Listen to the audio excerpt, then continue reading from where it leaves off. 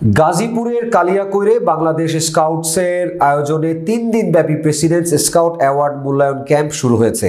কালিয়াকৈর উপজেলার মৌচাক জাতীয় স্কাউট প্রশিক্ষণ কেন্দ্রে আয়োজিত ক্যাম্প উদ্বোধন করেন বাংলাদেশ স্কাউটসের জাতীয় অ্যাডহক কমিটির সদস্য Mosammat Farida Yasmin PRS।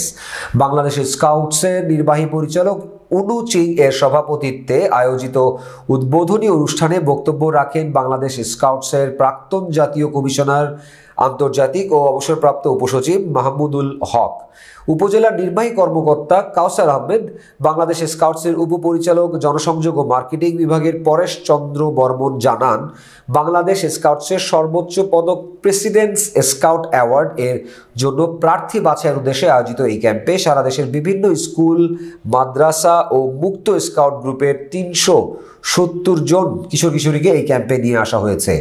Presidents scouts award মূল্যায়ন ক্যাম্পে 11 থেকে 16 বছর বয়সী 317 জন স্কাউট ছেলেমেয়ে ছাড়াও 121 জন কর্মকর্তা, 50 জন ইউনিট লিডার ও 70 জন অভিভাবক অংশগ্রহণ করেছেন। বাংলাদেশ স্কাউটের ভারপ্রাপ্ত নির্বাহী পরিচালক, স্কাউট ভাই ও বোনেরা, আসসালামু আলাইকুম। কেমন আছেন?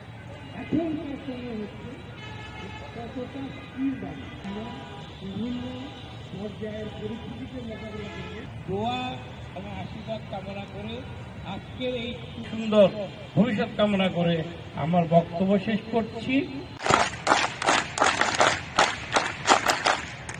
কি অবস্থা? সকলে যার যার স্টেশনে ফিরে যাবেন। 1 থেকে 15 পর্যন্ত এখানে থাকবেন মাঠে, আর